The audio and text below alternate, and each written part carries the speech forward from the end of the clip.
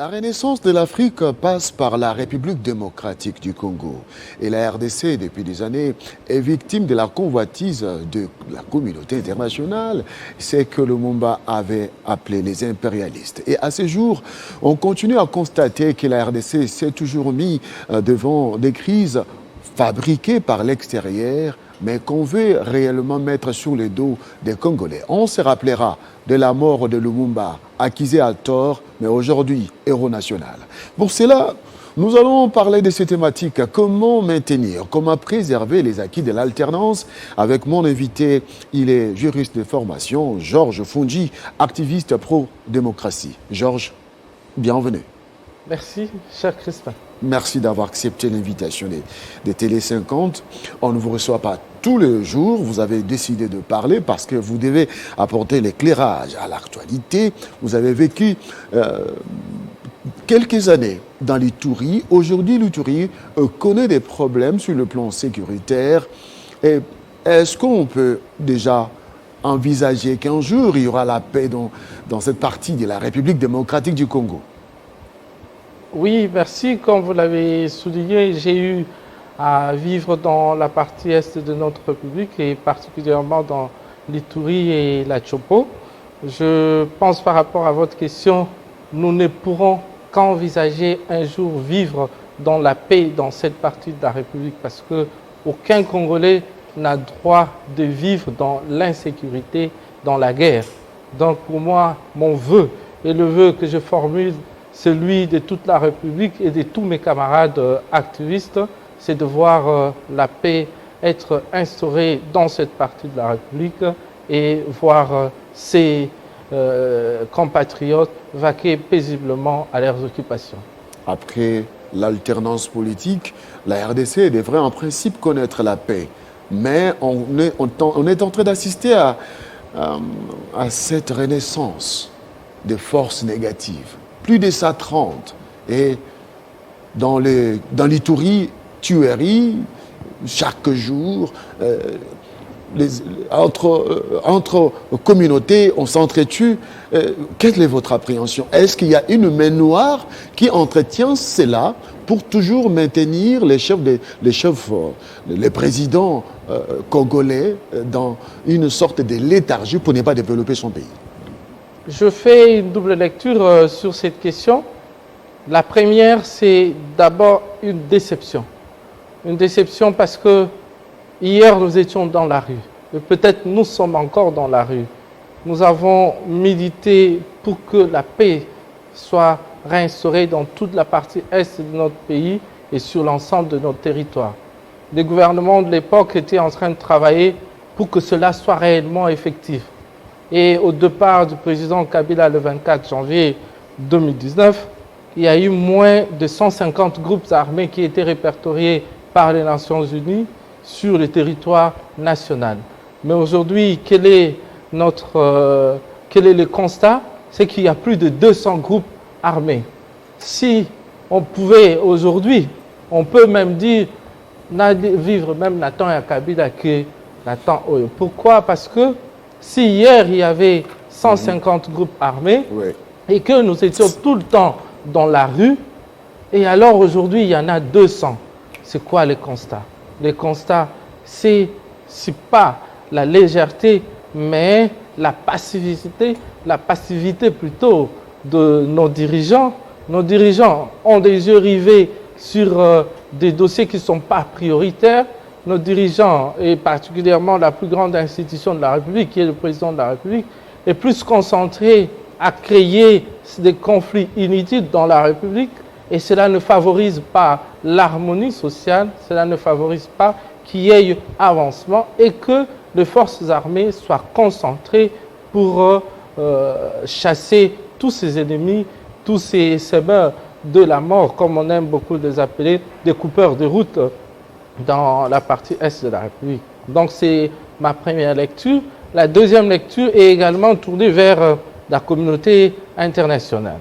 Un Congo stable, un Congo uni et un Congo où règne la paix, on ne peut pas le manipuler. On ne peut pas mettre la main sur ses ressources. Alors, le meilleur moyen utilisé par les ennemis de la République, c'est de créer de petits groupes armés à travers lesquels on peut facilement piller les ressources naturelles congolaises, à travers lesquels on peut aussi imposer aux dirigeants politiques certains compromis, voire certaines compromissions, pour qu'ils assujettissent nos dirigeants. Donc pour moi, la lecture, au-delà de l'incompétence, passez-moi le mot, de nos dirigeants actuels, il y a aussi la donne mettre une main basse sur nos ressources naturelles. Absolument. Une main noire composée essentiellement de multinationales et de certaines officines politiques internationales. Quel est l'historique? Vous avez vécu dans l'Ituri. Qui attise toujours le feu dans ces coins? Celui qui attise le feu dans ce coin, c'est bien l'extérieur. L'extérieur à travers les enfants de la République, à travers les enfants du coin, qui sont notamment certains acteurs politiques.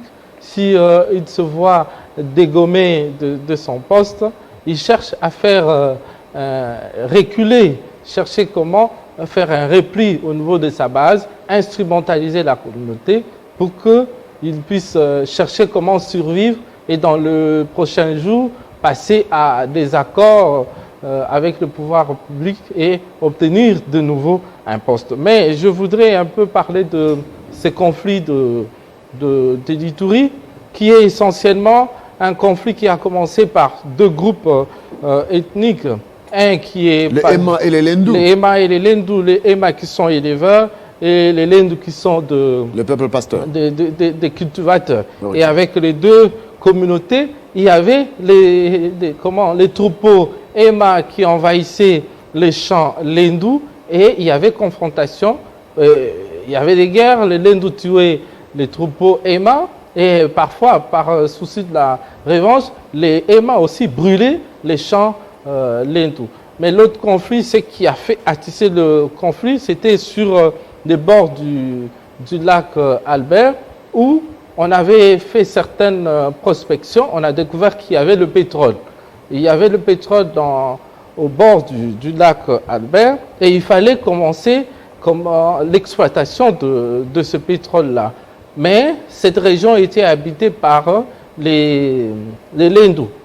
Était habitée par les Lendu, mais les Français à l'époque, lorsqu'ils sont venus dans l'opération au niveau du Rwanda, les Français, cherchant comment exploiter ce pétrole, vont instrumentaliser le peuple Ema pour qu'eux aillent brûler les champs, demander, évacuer les Lendu et mettre la main sur cette région-là. Et à partir de là, c'est presque ce qui a eu à commencer à susciter l'élan de conflit et c'est parti un peu plus vite que ce que eux-mêmes, les Français, avaient prévu.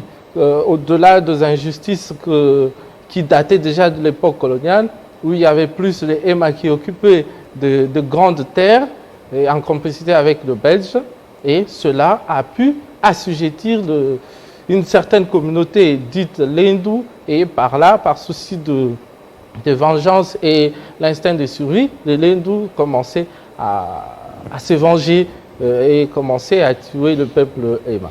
Donc, c'est ce que je peux donner comme... Et quelle est la responsabilité des hommes politiques de ces coins? Vous avez parlé de la responsabilité des hommes politiques. Apparemment, les groupes armés sont comme une sorte... Aujourd'hui, c'est une sorte de fonds de commerce. Lorsqu'on n'a plus de poste, on doit créer son groupe armé pour négocier avec l'État congolais. Eh bien, les communautés s'entretuent comme ça. Absolument. Les groupes armés sont considérés aujourd'hui comme de fonds de commerce pour certains acteurs politiques déstabiliser la région, et à partir de la déstabilisation de cette région, on négociera avec le gouvernement central. Puisqu'on est déjà leader de ce coin, le gouvernement central n'aura comme rôle que tâche à négocier avec vous, acteurs politiques, derrière qui il y a ces groupes armés. La responsabilité aujourd'hui des acteurs politiques est qu'ils comprennent que le moment de faire tuer certains de vos compatriotes pour accéder au poste est révolu. Aujourd'hui, nous devrions tous renforcer les capacités de nos autorités, nous aligner tous derrière les gouvernements et les institutions de la République pour que cessent désormais ces cercles vicieux des rébellions, groupes armés et puis négociations au pouvoir. On devrait un peu arrêter avec ces systèmes de triangles, groupes armés, discussions et puis on accède au pouvoir. On doit décourager toute négociation qui déboucheront à l'accession au pouvoir ou à certains compromis politiques avec les groupes armés. Et quelle est l'approche de la communauté internationale? Parce qu'on se rappelle, avec l'opération Bye Bye Kabila, la jeunesse était dans la rue, on a vu qu'il y a eu beaucoup de marches et tout ça a été manigancé par l'extérieur. Est-ce qu'aujourd'hui, on est en train de revivre cela une fois de plus pour dénaturer l'alternance, bien sûr? Absolument. Nous n'avons pas bien cerné la vision de nos dirigeants à l'époque, à partir de 2015, avec la loi dite loi Bochab, la loi électorale qui devrait consacrer le recensement comme conditionnalité pour accéder, pour l'organisation des élections. Nous n'avons pas cerné correctement ce que nos autorités avaient comme vision pour la République et nous nous sommes laissés emporter ou manipuler par certaines mains noires venant de l'extérieur, et ces mains ont eu à nous mobiliser, à nous armer idéologiquement pour pouvoir nous affronter avec le pouvoir public. Et notre responsabilité aujourd'hui est de comprendre qu'au-delà de ce qu'a été notre contribution négative dans ce qui a eu à passer avec les options Bye Bye Kabila, Kabila dégage, nous devrions comprendre que nous avons l'obligation de nous unir autour des institutions pour permettre à ce que nous avons cherché, qui était la tendance, nous puissions la sauvegarder et amener aussi demain, en 2023, que nous ayons de bonnes élections à travers lesquelles nous aurons peut-être un renouvellement du mandat du président Félix ou carrément l'élection d'un autre président, et cela sera un honneur pour notre République et cela scellera la fierté de tous nos héros comme Kim Pavita avec Patrice Emery Lumumba qui ont eu à militer aussi jeunes. Ouais, vous êtes membre actif du mouvement citoyen.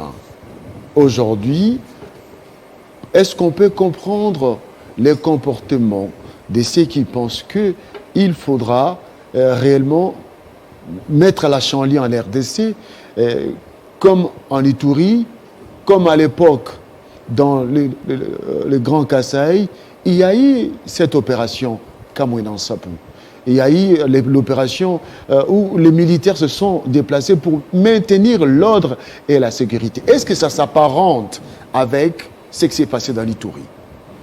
La situation que nous avons vécue au Kasaï, je voudrais d'abord ici rendre hommage à tous ces militaires qui sont tombés sur le champ d'honneur dans le Kasaï. Je pense que la situation aujourd'hui qui est vécue dans l'Ituri, si nous ne faisons pas attention, risquerait d'être Kamouinan Sapou bis. Parce que la situation du Kasaï, c'était un conflit intercommunautaire.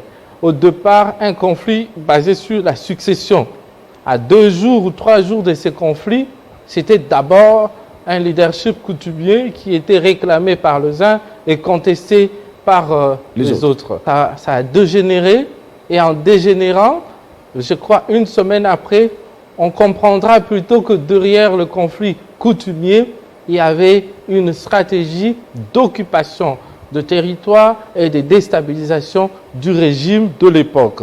Comme déjà nous étions au début, vers la fin du mandat du président Kabila, il y avait plusieurs stratagèmes qui étaient montés pour chercher à affaiblir l'autorité de l'État. Et pour nous qui étions du côté d'en face du président Kabila, nous cherchions à imposer la transition sans Kabila. Et alors, comment imposer la transition sans Kabila si la République est en paix? Comment imposer la transition sans Kabila que nous appelions la TESCA si tout est correct?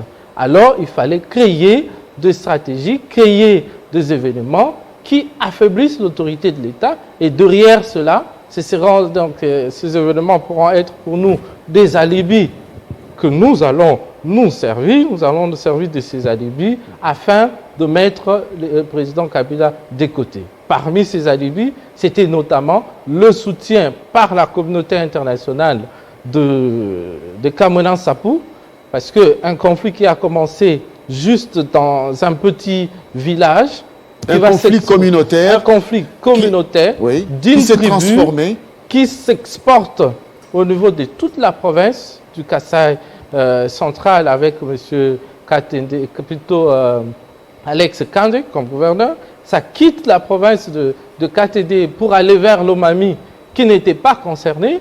Ça quitte l'Omami, ça va vers le Sankourou. Bref, ça touche tout l'ensemble du Kasaï, ce qu'on appelle d'habitude le Grand Kasaï.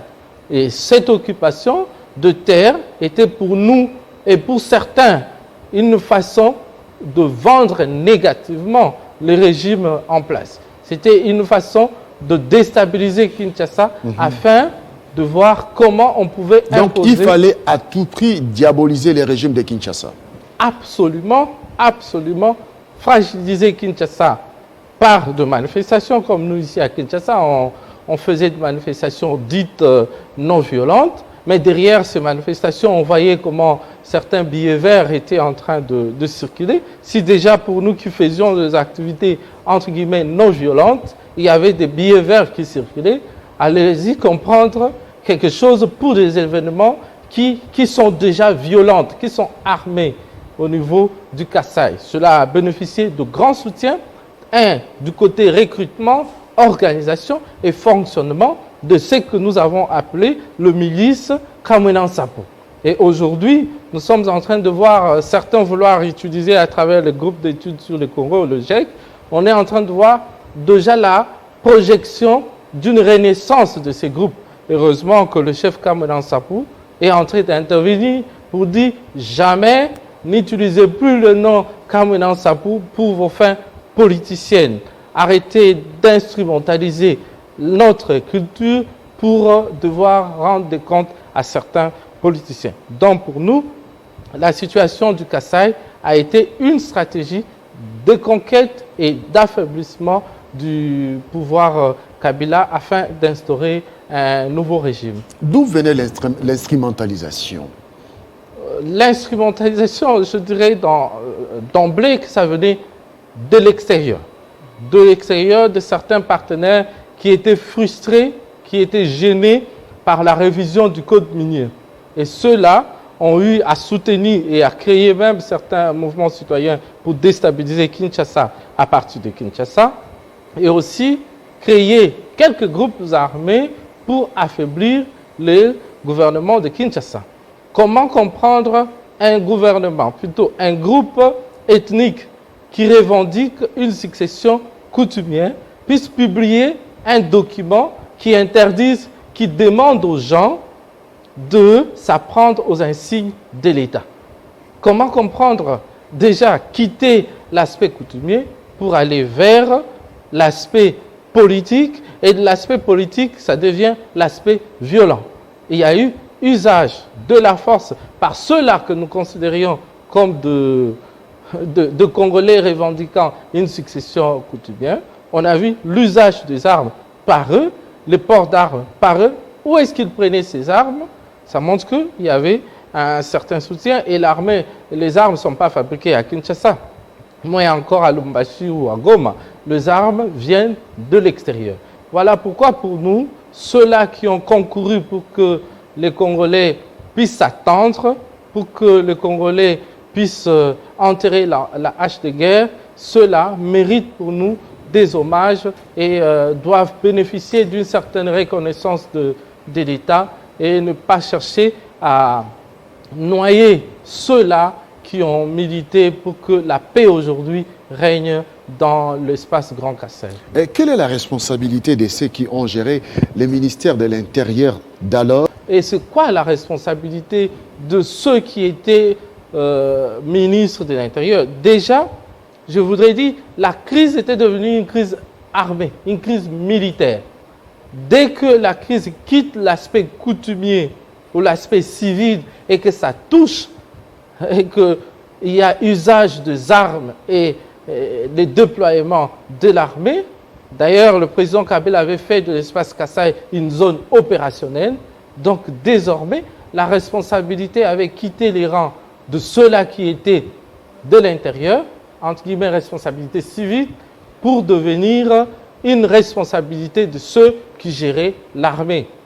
D'ailleurs, il y a aujourd'hui la preuve, c'est que tous ceux-là, tous les officiers interpellés sont de l'armée. Or, les militaires ne sont pas gérés par le ministère de l'Intérieur. Il y avait un ministre de l'armée, des armées, passez-moi le mot comme ça, un ministère des armées que j'ignore le nom, mais qui est aussi mon frère de l'autre côté de l'Ituri. C'est lui qui gérait à l'époque l'armée. Et s'il faut parler de la responsabilité politique, je peux me permettre de la responsabilité politique, c'est donc d'abord au ministère de la Défense, parce que la crise était devenue une crise militaire et non une crise civile pour que la police puisse intervenir. Vous argumentez de telle manière, mais il y a une plainte qui est en gestation, qui serait en gestation contre Chadarilou. Et sur la toile, on voit qu'il y a une sorte d'intox contre Chadari dans le but de le voir devant les cours et tribunaux. C'est en venant ici que je me suis procuré cette plainte-là. Et en la lisant, je comprends qu'il n'y a rien du fond dans ce texte-là. Dans cette plainte-là, on voit carrément que c'est du montage. Et cela justifie et corrobore absolument ma thèse ici de la manipulation. Nous, personnellement, moi, on a été rapprochés par une formation politique qui est aujourd'hui au pouvoir. Une formation politique qui est au pouvoir pour nous demander de nous engager derrière ces ONG afin de mener des actions, pousser la justice à arrêter M. Chadar. Au-delà de cette formation politique que je me réserve le droit de citer ici, mais que je pourrais citer, si seulement cette démarche continuait, je serais obligé de citer le nom de cette autorité politique qui nous approche à travers moi, je serais tenté de les citer. Aussi, nous voyons une officine occidentale qui a l'habitude d'être tout le temps avec nous, le mouvement citoyen. Elle aussi, elle est engagée dans cette démarche pour demander aux activistes de descendre dans la rue, pousser le pouvoir en place à mettre la main sur Chadari. Je vois également une organisation internationale excellente dans les accusations farfelues, mensongères sur nos personnalités. Là, je vais me permettre même de citer le nom. C'est l'ONG Human Rights Watch de Mme Ida, que Ida elle-même est en train de contacter personnellement, je dis personnellement, en commençant par moi et d'autres activistes, pour nous demander de nous mobiliser contre Chadari en soutenant cette plainte. Notre grande question était celle de savoir pourquoi allons-nous demander que Chadari soit arrêté pendant que c'est par lui que la crise a pris fin. Donc vous voulez nous dire de chercher à faire arrêter celui qui a mis fin à la crise et que désormais on fasse la promotion de la crise, ou bien vous voulez que nous cherchions que le victime trouve la réparation.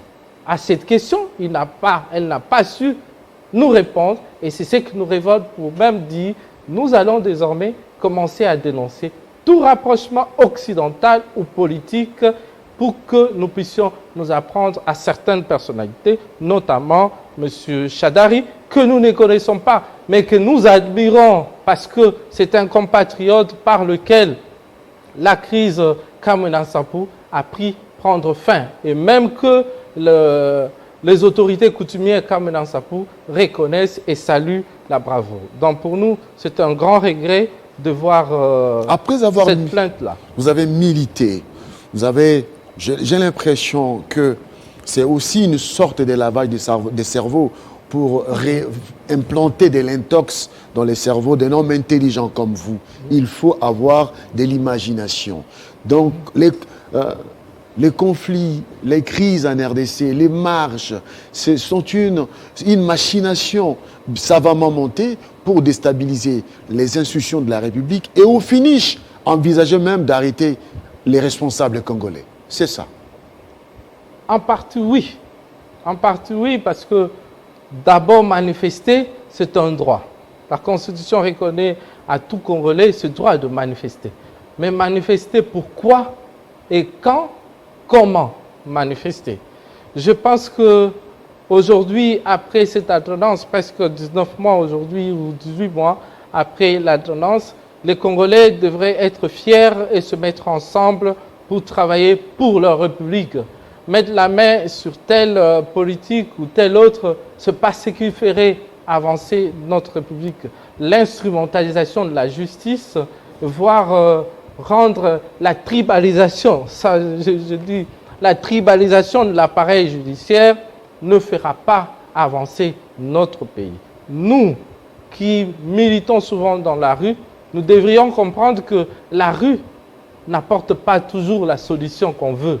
Des fois, à travers la rue, on peut créer une crise qu'on ne saura pas maîtriser. Je voudrais aujourd'hui voir un frère libyen être devant nous parler de ce qu'est devenu la Libye après leur descente dans la rue. Je voudrais voir aujourd'hui mes frères burkinabés, aujourd'hui nous dire ce qu'est devenu, parce que c'est de là que nous avons imité cette lutte citoyenne. Je voudrais voir aujourd'hui les Congolais regarder ce qui se passe au Mali. Est-ce qu'ils sont fiers de ce qui se passe au Mali? Et si aujourd'hui nous condamnons ce qui se passe au Mali et nous n'en voulons pas, et pourquoi nous devrions ouvrir les portes à ces étrangers, à ces ennemis de notre pays, ceux-là qui n'ont pour mission ou objectif que mettre la main sur nos ressources, leur ouvrir la porte afin de chercher comment nous déstabiliser à travers de mots vagues, la lutte contre l'impunité, la justice, ainsi de suite, pendant que chez eux aussi, ils hébergent des grands criminels. Ceux-là qui ont tué Saddam Hussein, on ne les a jamais vus être jugés. Ceux-là qui ont tué Kadhafi, ceux-là qui ont tué notre héros national Lumumba et qui en gardent encore une dent. Et ils voient leurs citoyens montrer cette dent devant la télé pour en être fiers comme butin de guerre. Ils n'ont jamais jugé ceux-là. Mais pourquoi seulement à nous qui demandent de descendre dans la rue pour demander l'arrestation de ceux qui contribuent à l'instauration de la paix chez nous? Pourquoi nous devrions nous laisser manipuler, instrumentaliser, juste parce qu'on veut avoir un visa? Je ne suis pas né américain, je ne suis pas né belge. Je suis né congolais et je suis fier de mourir au Congo, même si je ne foulerai aucun de mes pieds dans l'extérieur de mon pays, parce que Dieu, en me mettant au Congo, il voulait que je sois au Congo, il ne voulait pas que je sois en Amérique. Donc je ne suis pas tenté par cette idée ou cette démarche de dire je trahis les compatriotes crispins pour bénéficier en contrepartie de visa ou de séjour en Europe. Donc Congolais devrions comprendre, et surtout la jeunesse, là j'appelle mes camarades avec qui nous sommes en train de militer et qu'hier nous avons milité, à comprendre que nous n'avons un autre pays que ce Congo. Nous n'avons pas d'autre pays que ce Congo. On sent que vous parlez avec votre cœur. Absolument. Vous êtes touché par ce qui arrive. Je suis touché parce que nous devrions être fiers. Après le discours du président Ouattara, il y a quelques mois, à l'Élysée, où il a reçu de fleurs de M. Macron. Mais aujourd'hui, nous voyons celui-là se rebiffer pour se faire candidat. Mais hier, nous avons vu un jeune homme qui s'appelle Kabila, qui a promis respecter la Constitution. Il a été tenté, poussé par plusieurs afin de se représenter. Celui-là n'a pas violé sa parole. Il a tenu à sa parole. Si celui-là a tenu à sa parole, il nous a présenté un dauphin et nous sommes allés aux élections. Celui-là a perdu. Et lui-même, et lui, le président Kabila, et son dauphin se sont inclinés à la vérité des urnes. Pourquoi chercher à déstabiliser ceux-là qui ont construit ce pays, ceux-là qui ont construit la paix, ceux-là qui ont construit la stabilité des institutions que nous sommes en train de voir aujourd'hui? C'était un message peut-être au président de la République de ne pas pouvoir se laisser tenter par cette volonté de détruire ces Congos. En un mot, je dirais, apprenons à être reconnaissants. L'ingratitude ne paye pas. Soyons toujours reconnaissants. Ceux-là qui ont construit le Congo que vous dirigez aujourd'hui, M. Félix Tshisekedi, ce sont ceux-là que certaines officines cherchent à déstabiliser. Mais attention, quand on met le feu dans une brousse, on ne sait pas toujours par où, jusqu'où ce feu atteindra. On risque même de se faire brûler soi-même. Et notre pays est tellement beau, tellement envié par plusieurs personnes, je crois c'est à nous-mêmes de donner la valeur de ces Congos à travers vous qui êtes notre président, à travers l'Assemblée nationale qui est la représentation du peuple, à travers le Sénat, à travers les gouvernements et toutes les institutions de la République. N'instrumentalisons pas la justice, soutenons ceux-là qui ont construit la paix dans le Grand Kasaï et ça sera profitable à nous tous. Georges Foundji, merci. Merci, M. Chibazo. Je termine cette émission avec beaucoup d'émotion, avec cette ambition de vous revoir encore sur ce plateau pour aborder d'autres aspects de l'actualité. Autant que vous êtes Congolais, on sent réellement que vous avez l'amour du Congo. Merci beaucoup. Merci. Mesdames et messieurs, à vous de juger, au peuple de juger, c'était aujourd'hui Georges Foundji, activiste pro-démocratie, qui a débordé la problématique de l'alternance avec beaucoup de précision et concision, surtout en ce qui concerne le respect de personnalités qui ont milité pour la paix, la tranquillité, mais aussi l'alternance pacifique en RDC. Au revoir, à la prochaine.